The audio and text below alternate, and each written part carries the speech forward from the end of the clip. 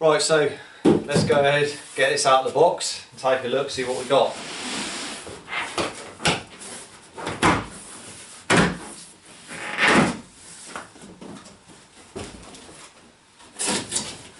And hopefully it's in one piece.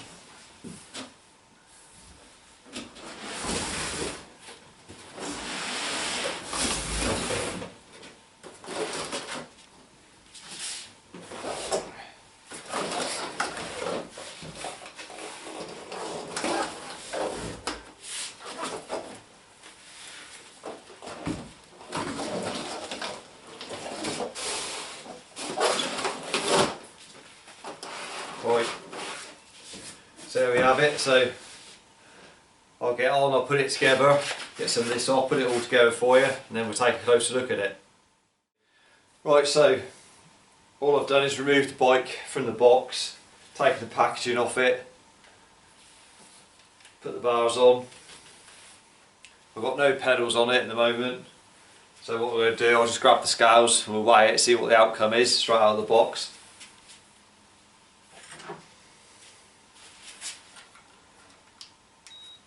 Get these fired up, check it out.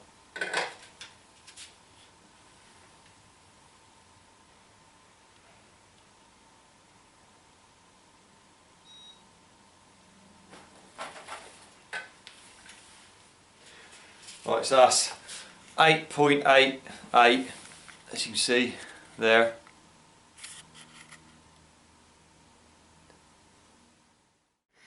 Right, so here we have the bike. I'll just put it on the stand just to give you a closer look at it.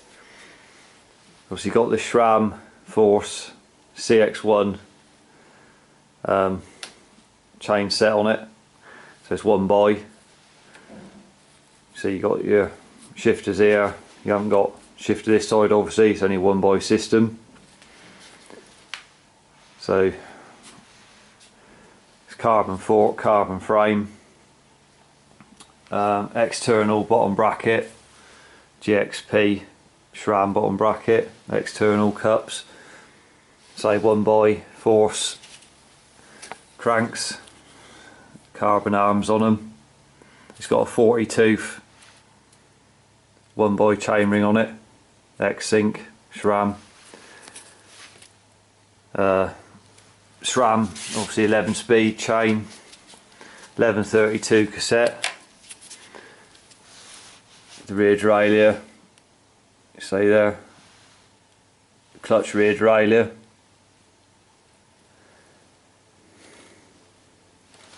On it. So tyres 35C, they're WTB Crossboss tyres. Rims frequency I23, they're WTB as well. Obviously it's through axles, front and rear, 12mm through axles. Hydraulic disc brakes, SRAM Force, 160mm rotors front and rear. Just got the Vitus finishing kit, stem bars, carbon post with the seat, Vitus seat on it.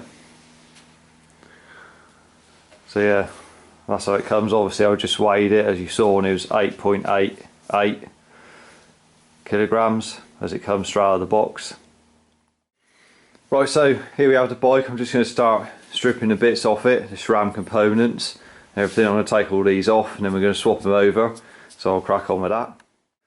Right, so a little trick for you: if you've got your hose in so far, if you put a new hose in, you've still got the bottom bracket in, and then you're having trouble getting it through the chainstay, if you put it down from the head tube down like that, so, and then you're trying to get it out through there, for instance, what we want to do is push a piece of wire in, because the wire, you can manipulate the wire so it comes out under the bottom bracket, especially if it's got metal insert around the bottom bracket area, till it comes out there, and then pop your hose over that, and then it helps to guide it, push it over there, and then it will guide it back through and out of the chainstay there. Right, so when you got it through like so, the wire just acts as a guide. You can just pull the wire off the end of the hose like so, and then you're just left with the hose inside all the way up to the head tube. Right, so there we got the bike now, stripped off some of the components there. What I've done is replaced them so far. We got the Ultegra R8020 levers there, hydraulic, just hooking up the brakes. As you can see, flat mount caliper on there on the front, so got different bars on it now. So that's the progress so far. Right guys, so just doing the brake bleed on it there. So you can see, got the flat mount caliper on the front, like so. The Ultegra 8070 on the front, Ultegra 8020 levers, like I said, and then we got, I'll put in the Dura-Ace bottom bracket, R90-100 bottom bracket. So far we got the hose, we got the caliper hooked up at the back, which is a mountain bike caliper, M6000 caliper on the back. So you can see, so that's all hooked up and running. Got a wheel in there temporary just so I could do the make sure the caliper was all lined up at the back. Right, so far I've changed the stem out now for a shorter one, personal preference. I've got Ultegra 6800 5034 cranks in it just for the minute. I'm unsure what I'll go with in the end, but I'm running that for the moment. Now, as you see, I'm just going to sort out the wheels for it. At the minute, these have got Race King 2-inch tyres on, see, mountain bike tyres. You see the tread pattern on them like that. What I'll do, I'll just go and put that in the front of it. Obviously, these are about 51mm wide, these. So I'll just put that in. Bear in mind, it's a cyclocross bike, so I'll see if that'll fit. Right, so as you can see, I've got it in. Mountain bike tyre. Looks a bit fat in there. That's a Continental Race King 2-inch mountain bike tyre. I'll show you the clearance. The little knobbly bits sticking up off the tyre, just passing the fork, but it does actually turn no problem. So you wouldn't have a lot of room though for any mud, but it does actually turn on there. Right, so before I take that mountain bike tyre off there, that Race King, I'm just going to weigh that wheel just out of interest, just to see what it is with that tyre and the tube in it, obviously, as well. So I'll just weigh that. So there you go, just over 1.8 kilograms for the wheel and tyre there, with the disc and the tube in it. Right, so here's the tyre I'm going to be using. It's a Continental Cyclocross Speed. These are 700 35C. So they look like, that's the tread pattern, you can see. So it should roll reasonable on the tarmac and give you enough grip for some paths, gravel paths or hard packed surfaces. More than loose gravel is what we need it for, so it should be ideal. So I'll go ahead, I'll get that on the rim. Now I'm going to be using these Continental Race 28 tubes on it. So these go from 25C up to 32, but these are 35, but obviously 32 is close enough, so they'll stretch that bit extra.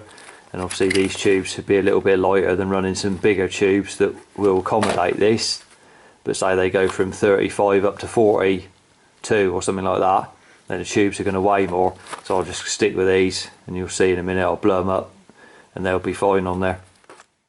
Right, so there's the tyres fitted on there, you can see. I'll just weigh this front wheel again.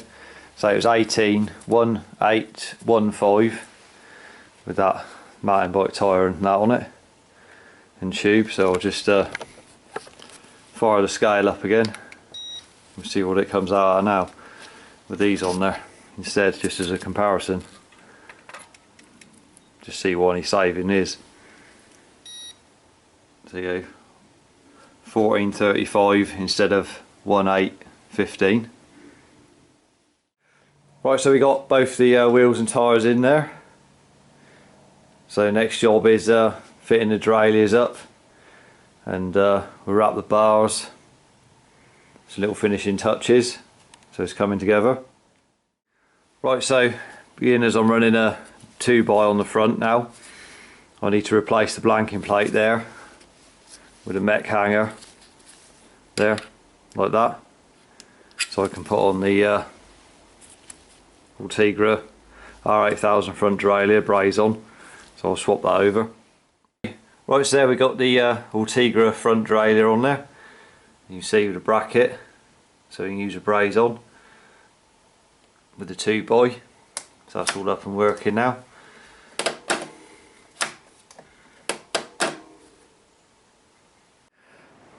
Right, so I've gone for a RX800 rear derailleur there, the Ultegra.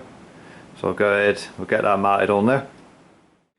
Right, so there's the RX800 fitted on there now with the new chain.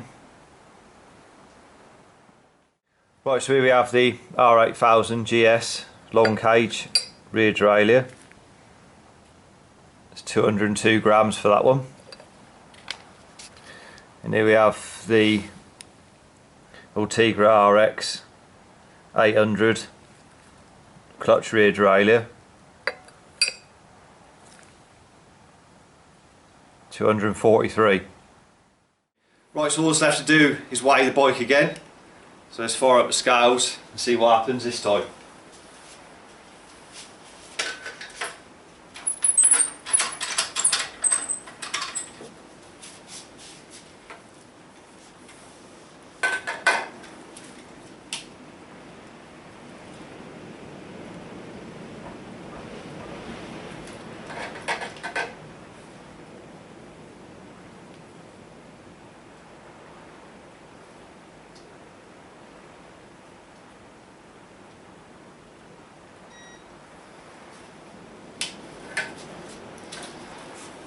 So right, there we have it, 8780. Now, don't know if you can see that or not, but 8780. Right, so here's how the bike turned out in the end. Now it's finished. All I've got to do is put pedals on it and some bottle cages just to totally finish it off and change the seat. But as a comparison, like I say, weight comparison, it's 100 grams lighter now than it was when it came out of the box, and that's mainly just due down to the fact that I know it's a 2x now, so that added weight, but the weight was saved just by changing like the wheels and tyres was where the bulk, that 100 grams weight was saved. So even though it's a 2x, it's still lighter, 100 grams, not a massive amount. So, but it wasn't anything about weight, it was just, I was just weighing it just to see what the outcome was, just out of interest. All I want it for is riding on the road. Sometimes you're on the road and you just fancy nipping down some of the tracks that you see, the hard packed tracks, and with a road bike there's no way you can go down them. The tyres and that are just nowhere near, and you can't fit the width tyres that are on here on a road bike, so you can't go down them on a road bike. And sometimes you just fancy getting away from some of the traffic on the road, nipping down some of the places you haven't seen before and that sort of thing. So that's why I built it. So it's got the clutch rear derailleur on it, and obviously I could have gone for like a GRX derailleur, but they're more like the mountain bike style looking derailleur, whereas this still looks like very similar to a R8000 rear derailleur. You just got the clutch, additional clutch put on it. So obviously you can turn it on and then it stops when it's locked the cage, and then it stops the chain smashing into your chain stay and chipping, all that. And then when you're going back on the road you can just flick the switch down onto off, and then obviously you've got movement in your cage again, as you can see. So it's just useful to have. And then I'll show the mountain bike rear caliper on the back there. That's a Dior M6000 caliper working with the road shifters. Like you can see, they are 80/20 Ultegra shifters on there. I think these tyres would be adequate enough, like you saw, for what I need it for. They'll still be fast enough rolling on the road because of the tread. They're not a really knobbly tread pattern. They've just got the small blocks and then just the larger blocks on the side, just to give you a bit of grip on the side there on the corners. But they'll still roll adequate enough on the road. I mean, I might change them in the end, I don't know, but I'll just see how it goes first of all. I mean, you can always, if you're going off-road, you can always, for a longer stint, you can always drop the tyre pressures down a bit anyway, and then run them a bit harder on the road if you wanted to. If you know you're going to be riding a long way on the road, then you could blow them right up, and if you're going to go somewhere, then you can let them down a bit when you're going to go off-road. So, but I think it turned out okay in the end, so I'm pleased with it.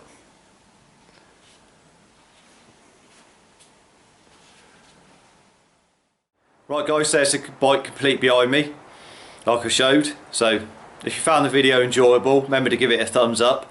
Subscribe to the channel for more cycle related content. We've got loads of videos coming up and past videos you can go and watch if you want to know how to maintain your bike. So remember to go and check out the back catalogue. So until the next video, ride safe and I'll see you then.